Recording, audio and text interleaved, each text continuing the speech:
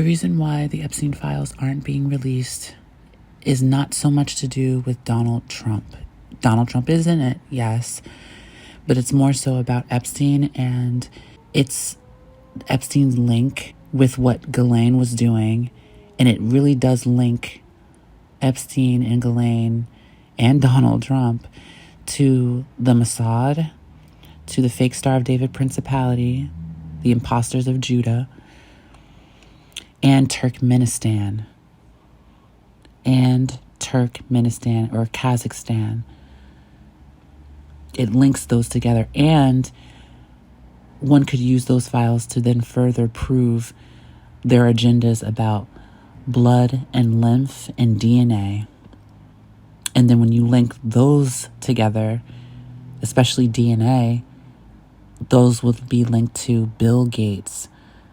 That's why the files aren't being released, because it really does uncover a web that is a complete conspiracy and a trafficking web of not just bodies and girls, no.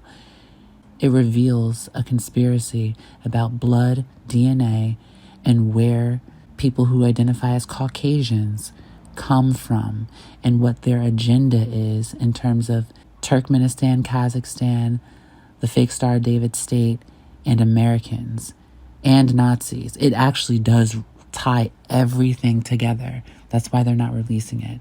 It's not just about Trump, because if it was just about Trump, Netanyahu would sanction that just being released and getting Trump out of office and putting some other new pundit in that slot. It's to say that he would just get rid of Trump at this point is like, not really. But he would. He would sacrifice Trump for himself, absolutely. Netanyahu would sacrifice Trump for himself, absolutely. And I talked about this in another video titled, Just Take the Effing Files.